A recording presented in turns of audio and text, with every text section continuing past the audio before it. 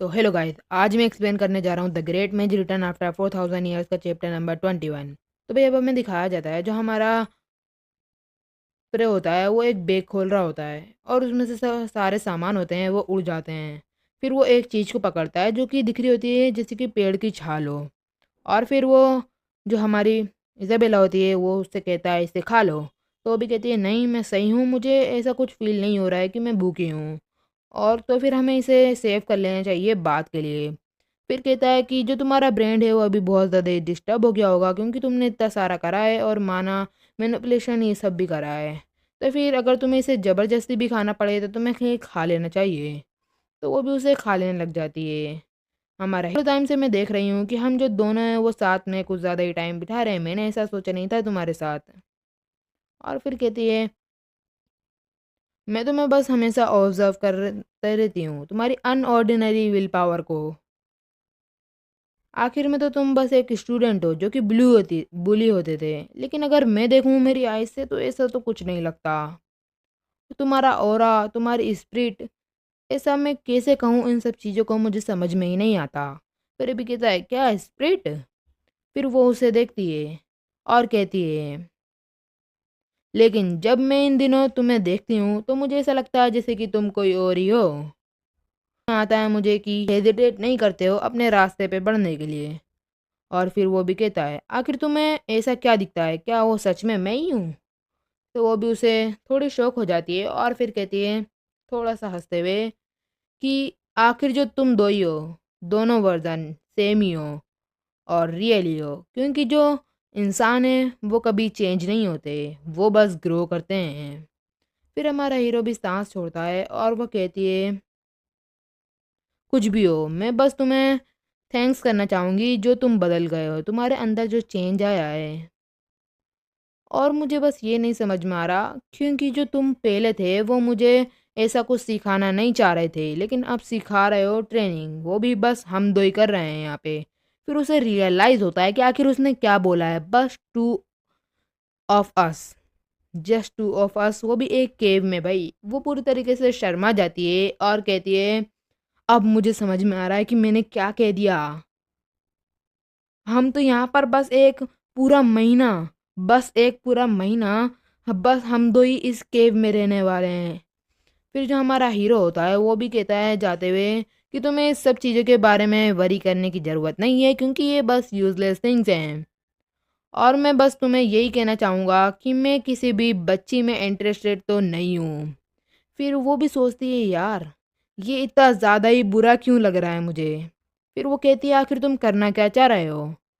फिर वो भी कहता है मैं बस एक बैरियर सेटअप कर रहा हूँ क्योंकि मुझे बुरा लगेगा जब मैं सो रहा हूँगा और मॉन्स्टर आ जाए अंदर। तो फिर जाता है सोने और कहता है कि मैं सोने जा रहा हूँ, तुम्हारा जो ये फर्स्ट दिन है तो तुम्हें भी अच्छे से यहाँ पर नींद ले लेना चाहिए।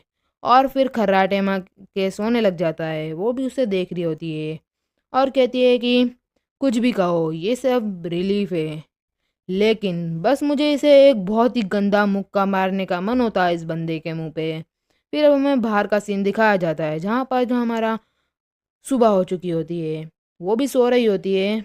फिर उसकी आँख खुलती है और कहती है हमारा हीरो कहता है कि तुम उठ गई। और फिर हमारा हीरो मेडिटेशन पोज में बैठा होता है। वो कहती है आखिर मैं कितनी देर सो गई। वो कहता है शायद से 5 घंटे। और फिर कहता है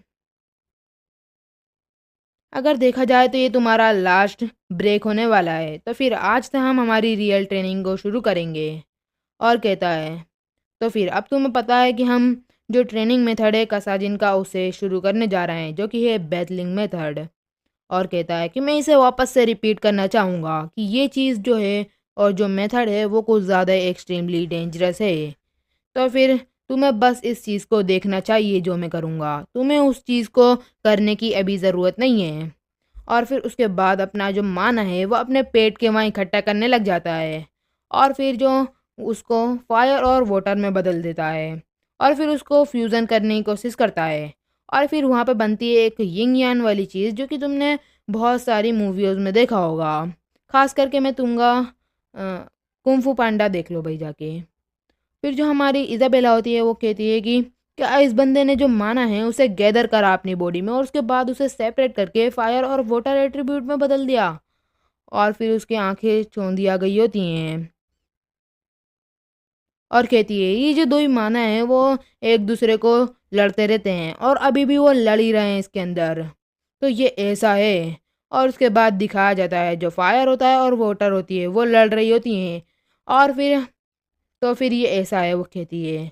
और फिर जो फायर होता है वो जो हमारी वाटर है उस पर डोमिनेट करने लग जाता है। तो हमारा जो हीरो होता है वो अपना वाटर पावर को बढ़ाता है और फिर जो वाटर क्वीन है वो उस पर अटैक करने लग जाती है फायर पे।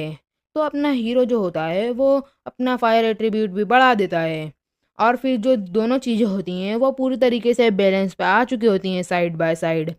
और फिर वो कहती है कि ये ऐसा है जैसे कि दोनों को ही पूरी तरीके से बैलेंस कर दिया गया हो और कहती है कि ये होता है इतना ही ज़्यादा सरप्राइजिंग मेथड। तो ये ऐसा है। और फिर हमें दिखाया जाता है जो हमारा हीरो होता है वो पूरी तरीके से मेडिटेशन में बैठा होता है और कहती है वो तो फिर ऐसा है बैटलिंग मेथड। और फिर वो बैठी होती है वो भी उसके पसीने छूटने लग जाते हैं वो भी सांस छोड़ती है और फिर करने की कोशिश करने लग जाती है जो कि इसकी पूरी बड़ी तरीके से गलत फहमी होने वाली है और बहुत ज़्यादा ही बड़ी गलती होने वाली है। अब क्यों वो तुम आगे देख सकते हो। अब यहाँ पे वो भी अपना माना गैदर करती है और उसको एट्रीब्यूट में बदलने लग जाती है बदल देती है फ्यूज़न भी हो ही रहा होता है और होने ही वाला होता है लेकिन एकदम से बस्ट हो जाता है। वो ब्लैक कलर की उल्टी करने लग जाती है मतलब खांसने लग जाती है और फिर गिर जाती है और कहती है बस जरा सा बैलेंस ही बिगड़ा था। तो फिर ऐसा कैसे हो गया ये तो कुछ ज़्यादा ही ज़ोर से पेन हो रहा है मुझे। और कहती है कि अगर ऐसा सोचना कि ये इतना ही ज़्यादा दर्द देने वाला मेथड है तो फिर ये बंदा कैसे इतनी पीसफुली मेडिटेशन में है। और फिर अब वो देखती है हमारे हीरो को और कहती है आखिर तुम हो कौन। और इसी के साथ हमारा जो चैप्टर है वो यहीं पर ख़त्म। तो अब हमें दिखाया जाता है जो झरना होता है वो वहीं पर बह रहा होता है। वहाँ पर जो हमारी इज़ाबेला होती है वो नहा रही होती है। सालो आंखें बंद कर लो चुपचाप। और फिर उसने कपड़े भी पहन लिए होते हैं और फिर वो अपने पत्थर का कुछ ना कुछ बनाने लग जाती है कुछ ऐसा पैटर्न बनाती है वो। और उसके बाद उसको ही हटा के वहाँ पर एक और पत्थर रखने लग जाती है और कहती है कि जो 2 वीक हैं वो यहाँ पर पहले ही बीत चुके हैं और जो हमारा फ्रे है वो वहाँ से 1 इंच भी नहीं हटा है। और फिर कहती है क्या तुम यहीं पर हमारी जो प्रैक्टिस है उसे रोकना चाह रहे हो। और फिर उसके बाद अंदर आ जाती है और जो कपड़े वपड़े उसको घड़ी कर रही होती है और फिर हमारे फ्रे की तरफ देखती है जहाँ पर बहुत सारा माना निकल रहा होता है उसके ऊपर से और वो आराम से मेडिटेट कर रहा होता है। फिर वो भी देखती है और कहती है कि द माना मटेरियलाइजेशन ये प्रूव करता है कि ये जो बंदा है ये पहुंचने वाला है 6 स्टार पर और जल्दी से जल्द एक सिंगल मंथ के बिना भी नहीं नहीं 2 वीक में ही यहाँ पर पहुँचने वाला है ये बंदा। ये तो पूरी तरीके से अनबिलीवेबल है और मैंने ऐसा कभी भी और इतनी ज़्यादा स्पीड ऑफ ग्रोथ कभी भी नहीं देखी। और उसके बाद बहुत ज़्यादा ईमाना निकलने लग जाता है वो भी कहता है ये कुछ ज़्यादा ही स्लो है मुझे और फास्ट करना होगा और फास्ट। और उसके बाद वो भी उसके पास जाके बैठ जाती है और कंसंट्रेट करने लग जाती है और फिर वही जो हमारे फ्रे ने शुरू में करा था वही मेथड करने लग जाती है। और उसके बाद जो बारिश हो रही होती है बाहर झरना भी गिर रहा होता है और वहीं से माना फ्लो हो रहा होता है। और फिर अब हमें वो पत्थरों का सीन दिखाया जाता है जहाँ पर टिप टिप होने लग जाती है और फिर जो हमारी इज़ाबेला होती है उसका भी ध्यान भटक जाता है एकदम से और वो फिर से ब्लैक कलर थूकने लग जाती है। और फिर कैसे कि जो बैलेंस है वो जस्ट स्लाइड हुआ मेरा और जो मेरा कंसंट्रेशन है वो यहीं पर टूट गया। लेकिन अगर सही से देखा जाए तो जो मेरी ग्रोथ है वो भी कुछ ज़्यादा ही अच्छी हो रही है। तो फिर ये है कासाजिन का ट्रेनिंग मेथड जो कि है बैटलिंग। और फिर कहती है ये जो मेथड है वो कुछ ज़्यादा ही एक्सट्रीम ट्रेनिंग मानता है और यही वो थ्रेड मेथड है जो कि हमारे एंसेस्टर हमारे लिए छोड़ के गए हैं।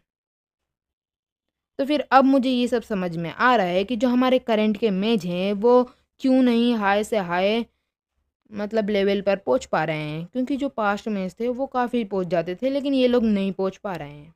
फिर इज़ाबेला खुद को ही सूंघने लग जाती है और कहती है, क्या मेरे अंदर से बदबू आ रही है? फिर एकदम से उसे कुछ सुनाई देता है। जो बैरियर होता है वो टूटने लग चुका होता है और वहाँ पर कोई ना कोई आ रहा होता है।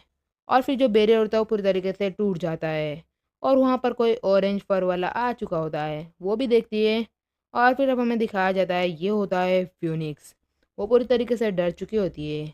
यहाँ पर हमारा फ्रे भी आँख खोल लेता है और कहता है, ओह, अ फ्यूनिक्स। वो भी कहती है, क्या? ये एक फ्यूनिक्स है? वो एक लेजेंडरी क्रिएचर है और एक डिवाइन बीस्ट है। तो फिर हमारा फ्रे उसकी तरफ देखने लग जाता है और फिर हंसता है। और फिर जो हमारी इज़ाबेला होती है वो भी उसकी तरफ देखती है, फिर फ्यूनिक्स की तरफ देखती है और कहती है कि मुझे पता है जो ये स्पानिया माउंटेन है वो कुछ ज़्यादा ही मॉन्स्टर से भरा हुआ है, लेकिन ये सोचना कि ये इस डिवाइन बीस्ट होगा यहाँ पे, ये बहुत अलग है। और फिर हमारा फ्रे होता है, वो कहता है कि ये बंदा अट्रैक्ट हुआ है मेरे जो फायर एट्रीब्यूट के माना से, जो कि बैटलिंग मेथड में मैं यूज़ कर रहा था। और फिर कहता है, इधर आओ। तो भी कहती है, क्या? ये बहुत ज़्यादा ही डेंजरस है। और फिर कहती है, ये एक डिवाइन बीस्ट है जो कि कभी भी ह्यूमंस के द्वारा टेम नहीं हो सकता। वो भी उसे घूरने लग चुका होता है, जो फ्यूनिक्स होता है। हमारा हीरो कहता है, क्या तुम बस मुझे घूरने वाले हो? क्या तुम यहाँ पर नहीं आ सकते तुम्हारी हेल्प के लिए? और फिर वो कहती है, क्या हेल्प? वो भी उसे देखती है और जो हमारा फ्यूनिक्स होता है वो आ चुका होता है फ्रे के पास और वो उसे सहलाने लग चुका होता है। वो भी कहती है, अनबिलीवेबल। इस बंदे ने अपने बस बेयर हैंड के साथ इसके फेदर को टच कर लिया, जबकि वो फ्लेम फेदर हैं।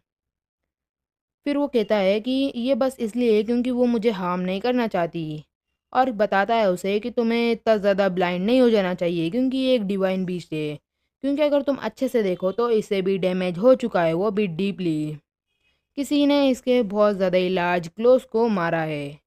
और फिर कहता है, ये बंदा है, इसकी जो हार्ट है वो बस डॉज हुआ है, वरना इसका जो हार्ट है वो पियर्स होने वाला था। ये एक मिरेकल है जो कि ये अभी भी अलाइव है। वो भी ये सब सुन रही होती है और कहती है, क्या सच में फ्यूनिक्स मर सकते हैं? सच में जो फ्यूनिक्स है वो मर सकते हैं? वो भी कहता है, ये बस एक ऐसी स्पीशीज़ है जो कि मरने में टाइम लेती है। मतलब इनके पास, इनको मारा तो जा सकता है क्योंकि ये इमॉर्टल नहीं है, लेकिन ये टाइम ले सकती हैं और इनमें शक्ति बहुत ज़्यादा होती है, तो ये सहन कर सकते हैं सब। वो भी उसे घूर घूर के देखने लग जाती हैं। क्योंकि यहाँ पर जो क्लाउड है, मतलब हमारी इज़ाबेला कह रही है, वो इस चीज़ की वजह से हुए हैं क्योंकि यहाँ पर एक डिवाइन बीस्ट है। इसी वजह से आखिर ये कैसा माउंटेन है और यहाँ पर क्या क्या घूम रहा है। और इसी के साथ हमारा जो चैप्टर है वो यहीं पर ख़त्म।